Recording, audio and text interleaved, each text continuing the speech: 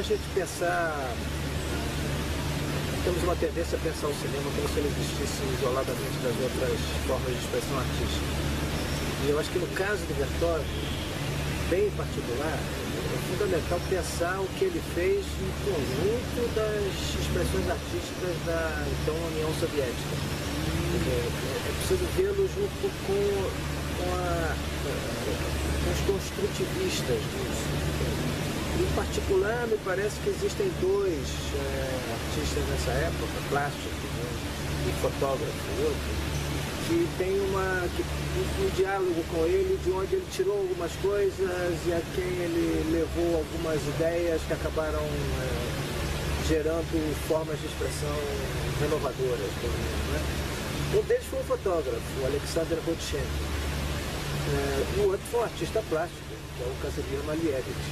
Malevich, a gente sabe, pintou aquele quadrado negro e quadrado branco sobre fundo branco. Quer dizer, fez uma pintura manifesta no sentido de que é mais importante você, ou tão importante quanto você cuidar da forma, quanto da ação ou do objeto que você está reproduzindo. Quer dizer, a ação não precisa, a pintura não precisa ter um assunto, não precisa ter uma ação, não precisa ter um tema, né? Ela em si existe uma expressão dramática na forma dele. O que na verdade, Vertov fez no cinema foi exatamente uma transposição desse pensamento do Malevich e parte do Rodchenkov.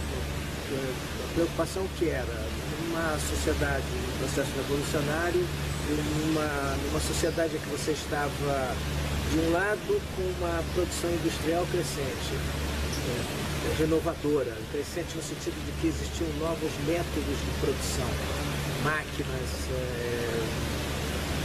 era uma coisa muito recente, toda a maquinária da Revolução Industrial que começou no final do século XIX e começo do século XX, e na Rússia estava muito afastado dessa Revolução Industrial. Então, para eles era uma novidade, e em todo mundo você tem um momento de que começaram a descobrir a possibilidade de sair da produção artesanal para a produção industrial, sair para a produção de um objeto para a produção de objetos essenciais. Isso, de uma parte,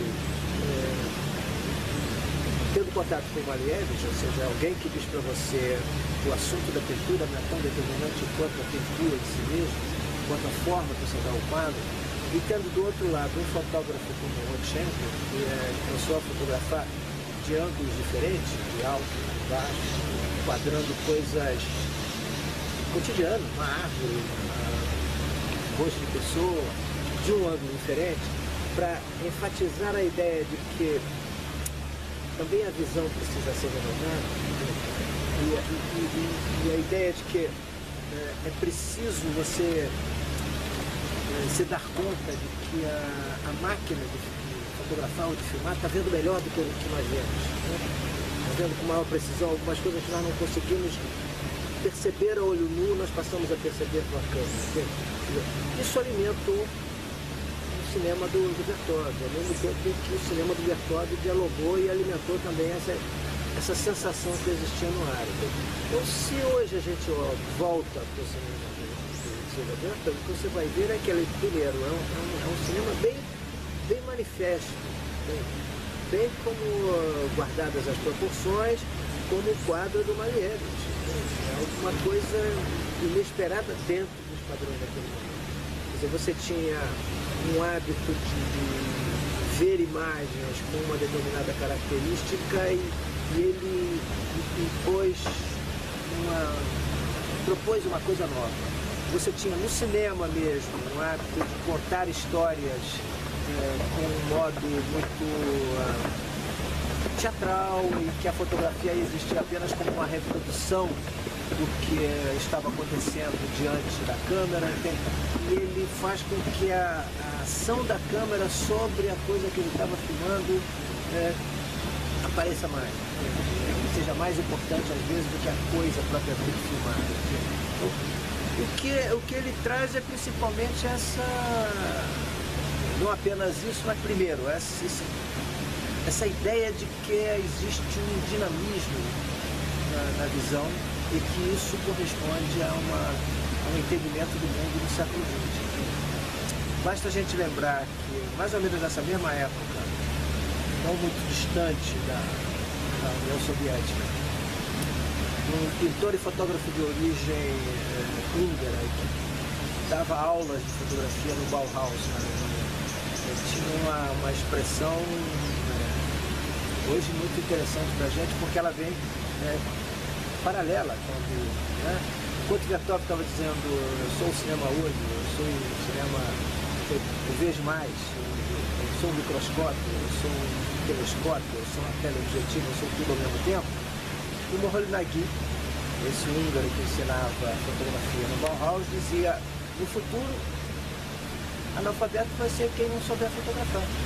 A relação com a imagem era uma coisa, se você não souber lidar com a imagem, você vai ser um analfabeto. Mas naquele momento dos anos 20, a gente tem que entender que havia não um conflito, havia uma grande discussão sobre o cinema, os caminhos que o cinema deviam tomar. E isso vai ser retomado nos anos 60. E as duas vertentes que existem, justamente o cinema verdade francês, Jean Rouch, Jean Godard, a turma do cinema francês dos anos 60, né? Aí vocês podem falar com a Silvia sobre isso, né? A Silvia acho que ainda está dando aula lá, né? A Silvia, lógico, conhece muito essa turma da Nouvelle Vague, influenciou a Nouvelle Vague, e a turma do cinema direto americano, que é justamente copiando, né, os dois grupos, adequar a sua forma às proposições do Vertov. Mas o cinema do Vertov é atualíssimo. É atualíssimo. Porque para ele, né, é olhar ali para fora e o que vocês estão vendo? Devolvendo a pergunta para vocês. O que acontece ali? Se você pegar lá o homem com a câmera, você vai ver efeitos e pô, como é que esse cara fez isso? Fez. Porque o cinema permite isso, a câmera permite isso, a montagem permite isso. Existe um hábito de tentar aproximar quem faz um cinema documentário de alguma coisa científica, no sentido de que acredita-se que o documentário é a própria realidade, é a própria verdade. No entanto, já desde o Vertov, a ideia de cinema verdade não significa que eu estou reproduzindo o mundo verdadeiramente, mas que eu tenho uma verdade cinematográfica. A vida é a essência do filme de Vertov. E a vida significa o quê? Significa o homem. O humano, o homem. E o cenário para ele era a vida também. Só que o cenário, quando ele fala a vida, na verdade está se referindo ao mundo. O mundo é o cenário. Só que os nossos olhos estão completamente embaçados pelas ideias que nos embutiram na cabeça. Então você precisa ver a realidade com outros olhos, você precisa renovar a realidade a cada olhar. O fato dele não trabalhar com cenas ou com histórias que sigam uma dramaticidade convencional do teatro, da literatura, ou de não trabalhar com uma cena ficcional de surpreender a vida ao vivo, não significa que não existe uma intervenção artística dele nos filmes, entende? No enquadramento, na ordenação das imagens. Se nós pegamos um clássico filme dele, que é O Homem com a Câmera, existe uma construção narrativa, só que essa construção narrativa não é igual ao que o cinema então fazia nas suas obras de ficção, mas há uma clara organização narrativa com a câmera, que é um dia amanhecendo, chegando ao meio-dia e anoitecendo. No começo do filme, uma pessoa desperta, a rua está vazia, começam a abrir as lojas, começa a amanhecer, os bondes saem da garagem. É uma cidade que desperta. Então ele usa essa orientação temporal de despertar ao movimento no meio do dia, à relaxamento à tarde, a diversão à noite, como um processo narrativo. Claro que a vida filmada de maneira prevista, mas ainda assim tem uma estrutura narrativa. E essa estrutura, isso aqui é importante, não é científica. É só sui generis. Você vê um filme do Bertol, são todos os efeitos que você imaginar, tudo isso que você imagina hoje feito aí pelo computador, ele fez na câmera.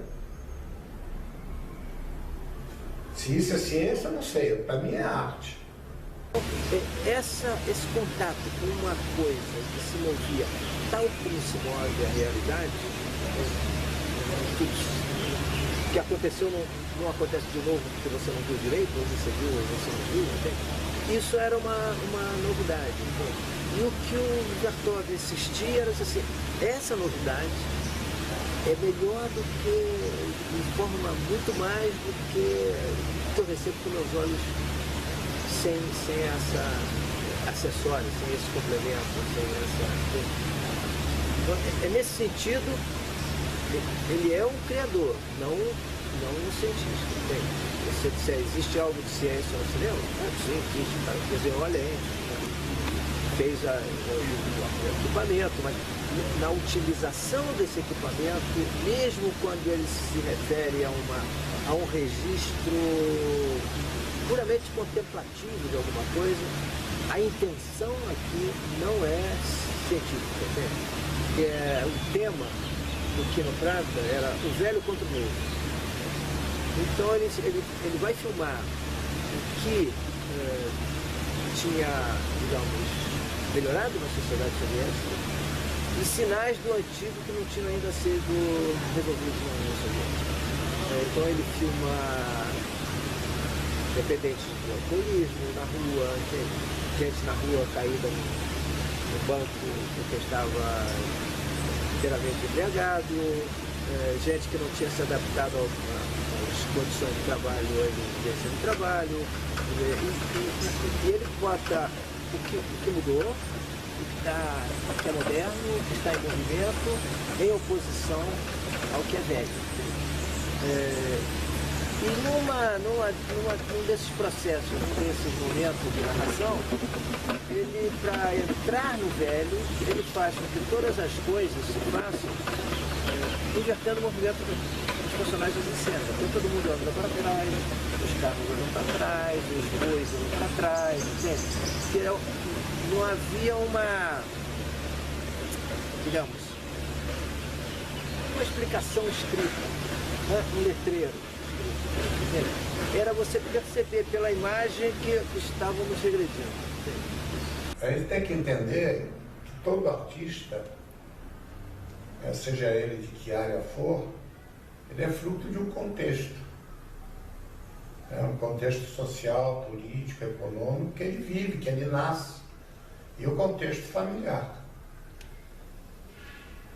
O Vertov, ele era um universitário, né? Logicamente ele tinha lido todas as obras de Marx, Engels e Lenin, mas também tinha lido as obras do realismo russo, as obras do futurismo, estava nessa discussão junto também com o construtivismo russo.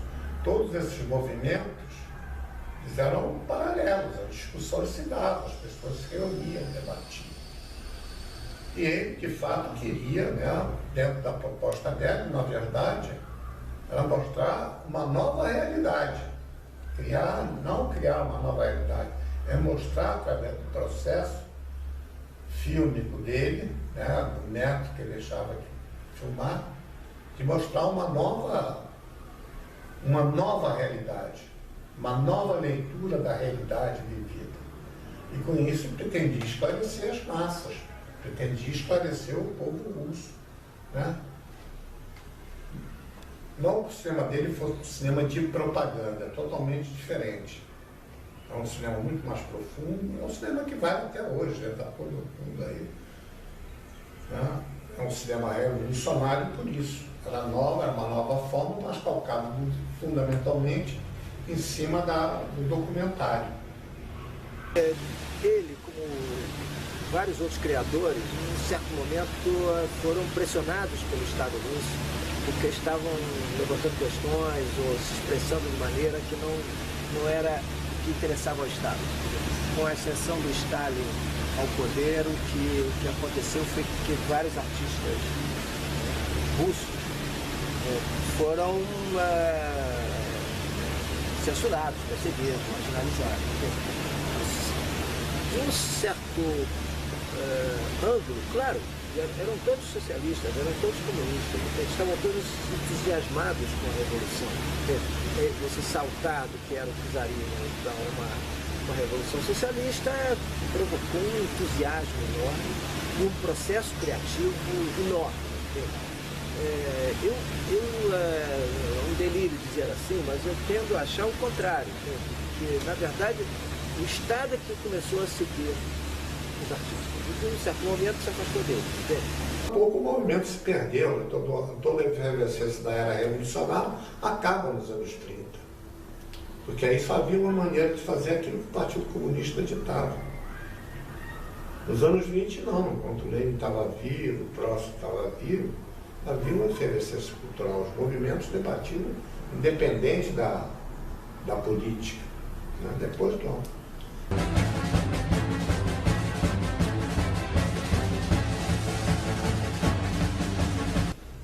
Knox foi um movimento criado por ele, né, pelo Dziga Vertov, que não é o nome dele é David Arctovich Kaufmann.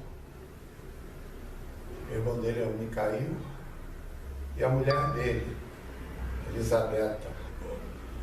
Então eles criaram esse movimento dos Knox, que se espalhou por toda a Rússia, no período revolucionário, né?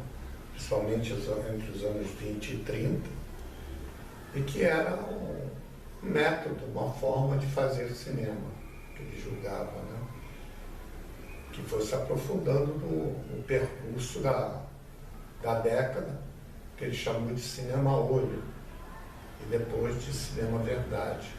É uma evolução, foram os dois processos teóricos que ele cinema a olho e o cinema à verdade. E ele disse aqui que eram grupos criados que tinham esse método, né, essa forma de filmar, de realizar os trabalhos, que era um grupo de discussão de cinema também, e de arte. É esse que são os Knox.